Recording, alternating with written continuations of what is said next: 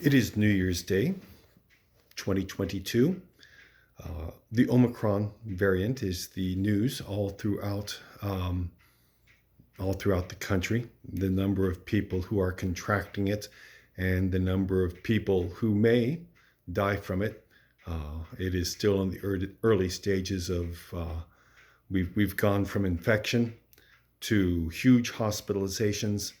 And now we get to find out, insofar as the long term, of how many people will die from it.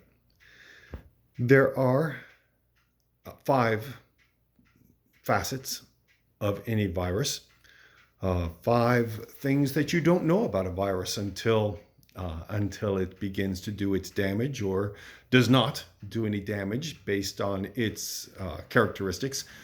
The 5 characteristics for any virus are: 1, what is the rate of transmissibility? 2, what is the incubation period between infection and when a person is symptomatic, which may be forever. A person may never become symptomatic, and of course, a person may never be infected. So at each stage, this is all percentages. No one can tell what will happen to one individual. You're dealing at each stage with how many out of 10,000 or how many out of 100,000. You're dealing with rates and percentages, not predictions for any person. So transmissibility, incubation period, morbidity, which is the number of people who become sick from it. And some people, as I say, never have symptoms. They never become sick. And of course, symptoms might be different from becoming sick. There's a whole spectrum of people, from either having a small headache that could be anything to people becoming very, very desperately sick. And if a person becomes too desperately sick, then we're dealing with mortality. How many people die? That's the 4th facet. And the 5th facet for any virus or any infection is: what tools do we have at our disposal to either prevent or treat the virus?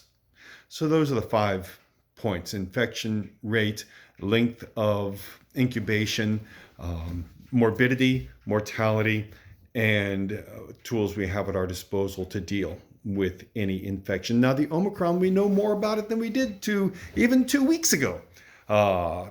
The statistics are coming in pretty quickly, and we're dealing with a virus that is much more infectious, and that's big news around the country. People are running to be tested to determine.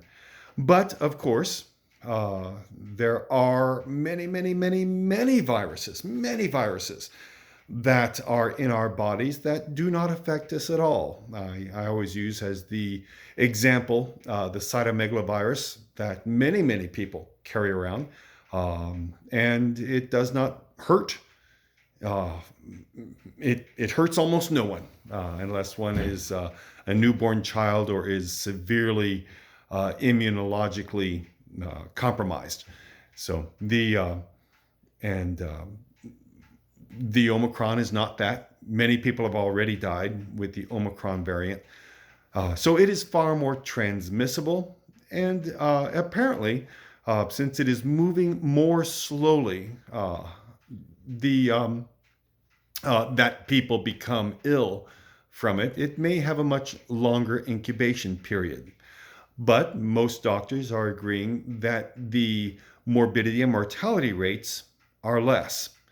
Now, that's good news. Obviously, that's good news. But if you've ever seen the party balloon at a fair or a carnival, where someone will take the balloon and twist it into animal shapes or hats or swords or whatever they do, very entertaining for children. If you blow that balloon up halfway and put your fist over it on one end, the air will move it into the other. And then when you squeeze the far end, the air then will move back in that balloon. And that's what we're having with the Omicron virus. If the morbidity and mortality rates are less, but the infection rate is far greater, the number of people that are on average infected from each person who carries the virus, then we will, over the long haul, have more morbidity and mortality from this variant, from the original virus to the Delta to the Omicron, and with the further variants that come down the line. And it will be no comfort to a person as they won't be able to speak, but as they are considering to themselves as the ventilator, the very high pressure ventilator, shoves air, pushes air into their severely damaged lungs as they die. It will be small comfort to them to remember to tell themselves, oh, but the Omicron variant is less morbid and less mortal for people. If we have more people infected, we will have, even if it is less severe, more people may die from it over time. So over the next month, we will see what the number of deaths, and the death rate may be less, but the number of deaths over time could well be very significantly more. This all leads us to the same thing that you hear every single time. Conventional wisdom is often very, very helpful to us all. And conventional wisdom is the things from small to large. They are not anti-COVID smoothies. They are not breathing in a special way. In all those silly lunatic fringe solutions. They are anything from don't touch your face, wash your hands carefully several times a day, wear a mask, and try to maintain distance as you can, particularly around people who are sick. Then obviously get inoculated and get the booster. All these things are very, very available to us. People are being tested left and right. But what will you find out from the test? I guess you'll find out if you're already infected. Well, I mean, the best thing you can do in advance of being affected is make sure if you started with Johnson & Johnson the way I did, that you've had the shot and the booster. And if you have Moderna or Pfizer, then make sure you have the two shots and the booster. My experience is, I did the booster and the flu shot at the same day because I'm a crazy person. Because they were both available and we wanted to take care of it all at once. It's for our own convenience, for my wife's and my convenience. And I was pretty sick for about a day. Pretty sick. I worked. I mean, I wasn't that sick, but I didn't feel great for about 24 hours after that. So, and that's a good sign, everyone says.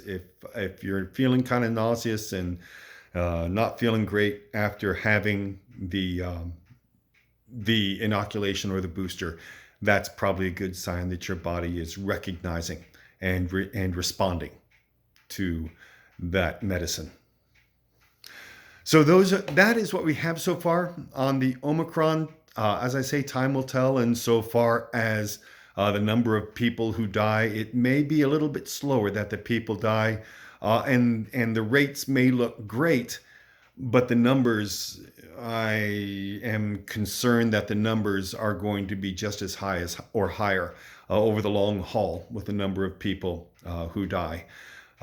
Because we have a far greater number of people being infected as an infection rate across the country.